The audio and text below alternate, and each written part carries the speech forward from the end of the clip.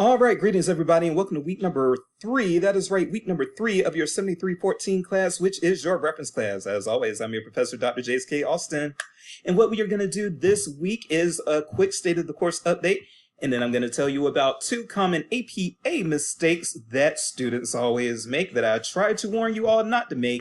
Please do not make these mistakes that I'm warning you not to make. Usually if a professor gives you advance notice not to make a mistake, it is your opportunity to actually get higher points than you would have otherwise. And a lot of times professors will not warn you about common mistakes ahead of time. I do because I want you all to be successful. But what I want you all to do is heed my warnings, do what I say, do what I'm warning you about, and don't make the exact same mistakes that I'm telling you all not to make. Now, I know that's going to happen regardless. Every single class, despite the fact that I warn people ahead of time, these are mistakes that students make a lot, and so some of y'all are going to make them, and please know what they are ahead of time so you don't make them on the day that you turn in the assignment. People still make the mistake. They don't heed the warning. They overestimate their skills. And what I'm hoping you all will do is I am hoping that you all will not overestimate your skills. I'm hoping that you all will say, hey, Dr. J has told us that these are 2 common mistakes that people make, so maybe I should listen to what he's saying and make sure I don't make those same mistakes. We'll see what happens. Some of you are going to lose these points, these very easy points on your first assignment. Others of you are going to listen to me and you're not going to lose the points. We'll see who's who. All right, let's get into that state of the course update. All right, so the first, teams, what are you doing? Okay, so the first thing that we need to make note of is what's coming up on the horizon. I am actually recording this on September the 2nd.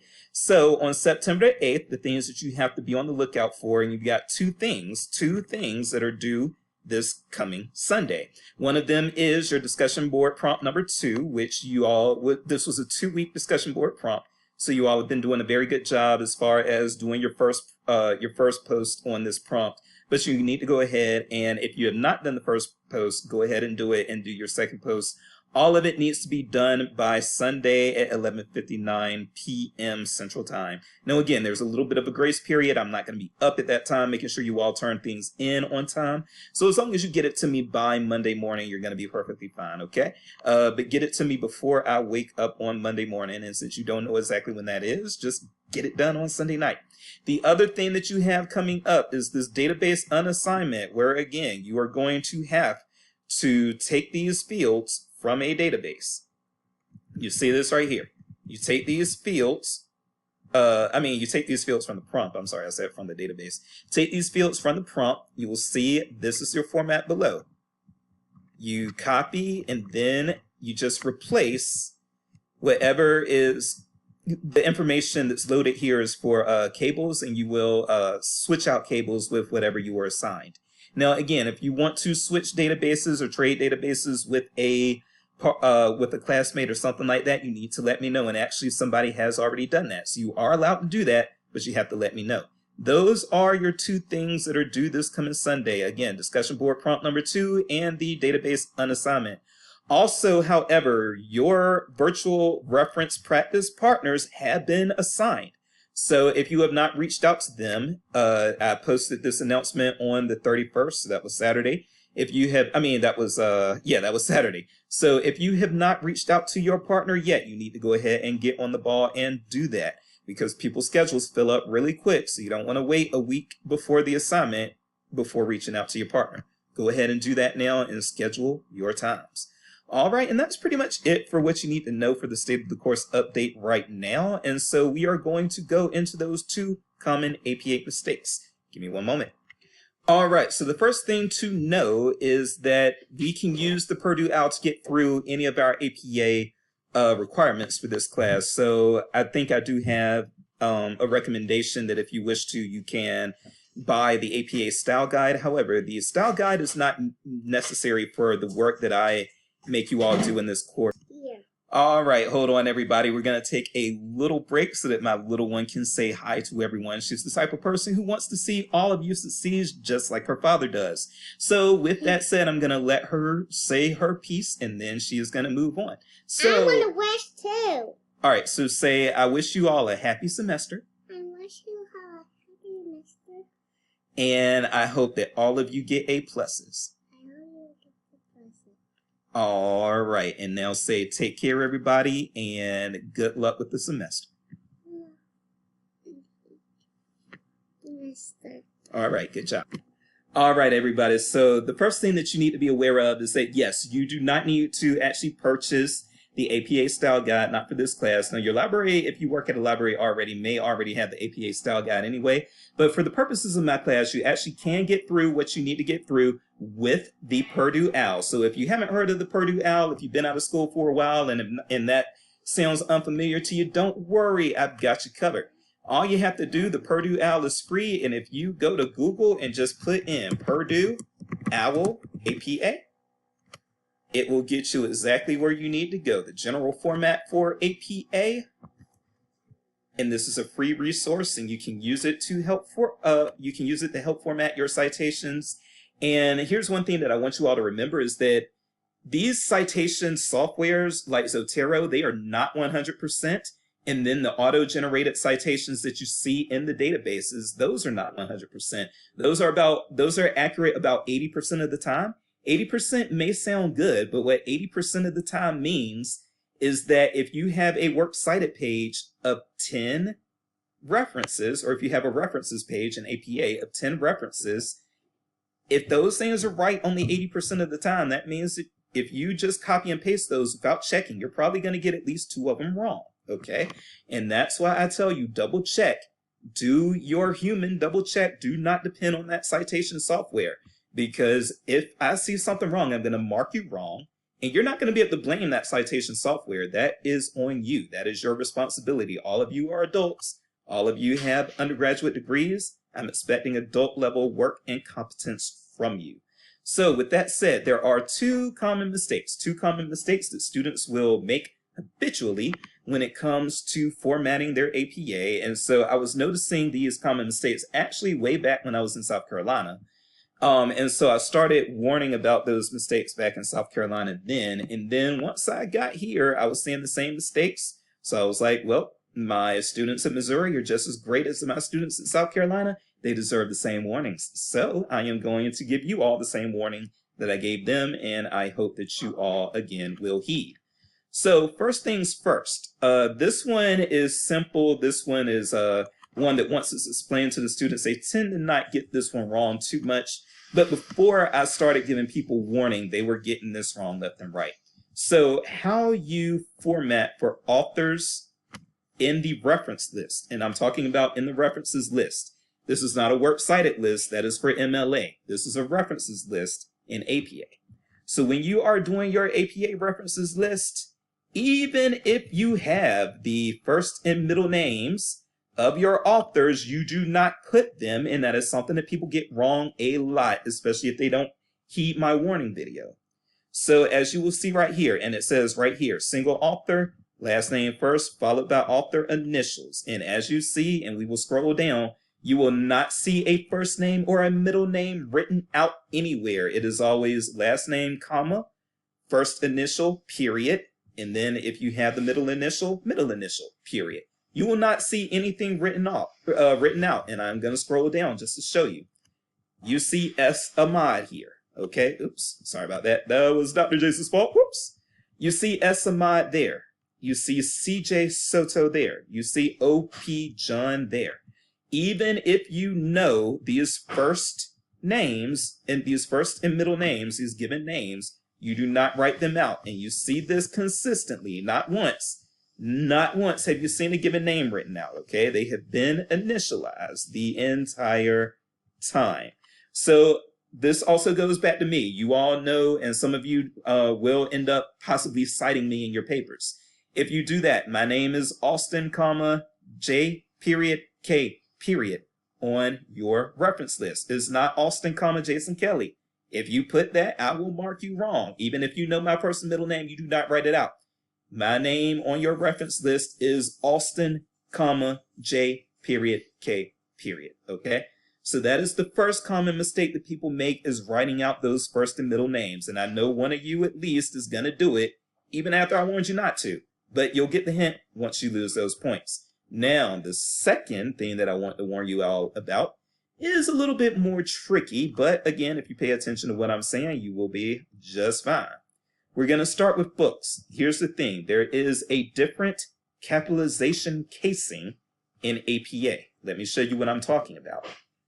In normal English prose, when you have a title of something like a book or article or publication or something like that, you capitalize all the major words. So if you had something called, I don't know, much to do about nothing, or much ado about nothing, or something like that, you would probably capitalize every word there, because about even tends to be a major word. However, let's say that you have something, let's say you had a very simplistic book that was entitled Grass is Green, okay? We all know that in standard English, when you're talking about a title, if you have a title of a book and the title is Grass is Green, you will capitalize grass and you will capitalize green. However, when you are doing your APA references list, things get a little different. The only things that you capitalize are the first word of the title. We're doing books right now. Things are going to get a little different when we do articles. But for books, you capitalize the first word of the title, first word of the subtitle, and any proper nouns. So as we scroll down, you're going to see this.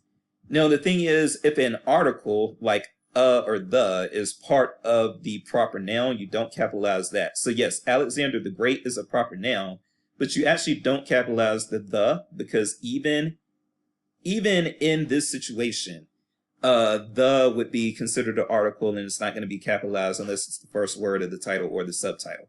But as you can see, with Alexander the Great being the proper noun, Alexander is capitalized, Great is capitalized, A is capitalized because it's the first word of the subtitle here. But then as you can see, life and legend are lowercase, and they would not be lowercase normally, okay?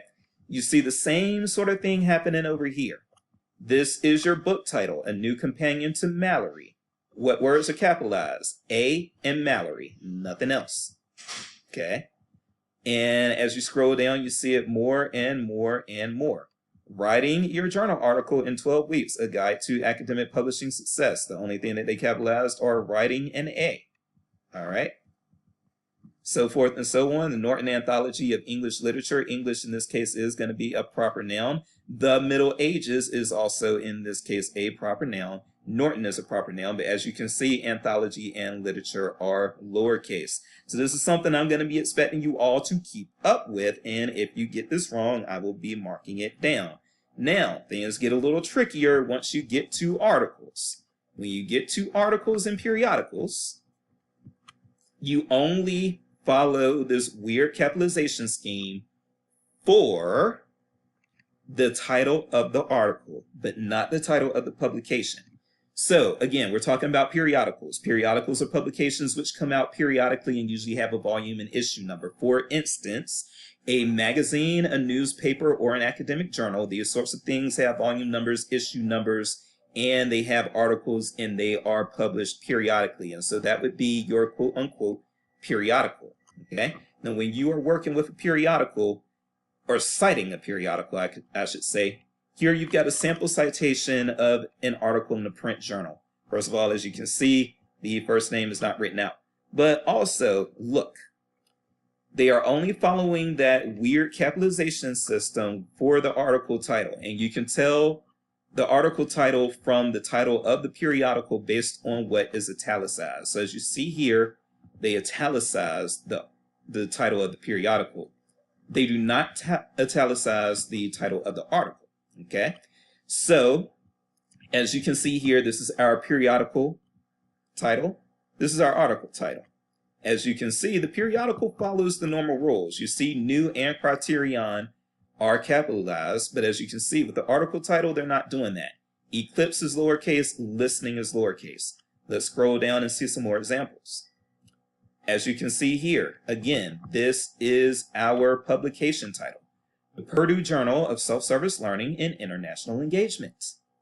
As you can see, those words, except for and of, are capitalized. But when you look at this article title, you will see experience, lowercase, design, lowercase, community-oriented, digital, research, service, learning. All of those are lowercase, and that is different from what you're used to in your standard English prose. I want you all to do your APA right. Now, I've been dinged on student evaluations for this. I have been dinged on this for making my students do their APA right. I've had a student say it's really nitpicky on the APA, and all I can say to that is, how about you do your work right, right? You all, again, are adults. I'm expecting you to do your work right. So please do not say that I'm being picky when I make you do your work right.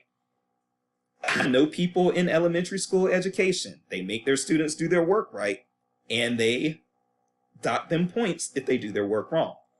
If elementary school students can understand that, graduate students should be able to understand that. I hope you get my drift. So what I want you all to do, again, is to do your APA right and to spend time with it to make sure it's formatted correctly. So again, a few more examples. If we scroll down here a little bit further, as you can see, this is a publication title right here, Writing Center Journal.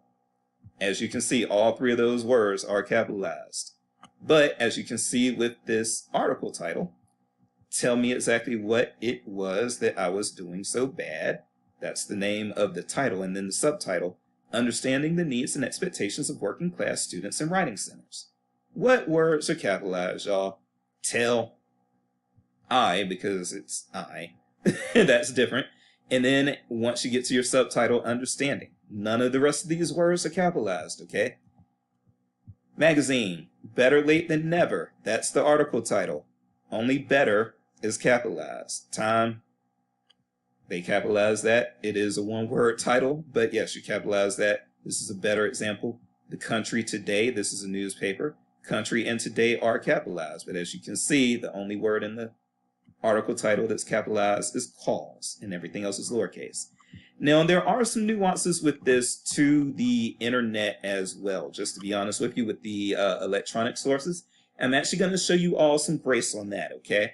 So whereas I'm looking for you to format your books and your articles correctly, there are some nuances and a lot of complications with the internet sources that if I were to penalize you all for that, I'd just be penalizing you all into failing grades because the students just, without outside assistance, just not enough students get that right. So I actually do give some leeway on that, but I do expect you all to get right the things that I just told you to get right, okay? So that's what I want you all to work on. Hopefully you watch this video. I am going to have an excerpt from the APA Style Guide included with this announcement so that you can access that and kind of read a little bit more about why this is what it is. But I just want to give you all this heads up, and I really do hope that you all do not make me deduct any points for this semester. I would love it if I have a perfect on this. Let's see if y'all are capable. I hope you are. But with that said, I've talked enough. I am Dr. Jace, and the reason why I go over these mistakes is because I am trying to give my students grace. Please, please, please do not have my efforts be in vain. Love you guys. I will see you next week. Thank you.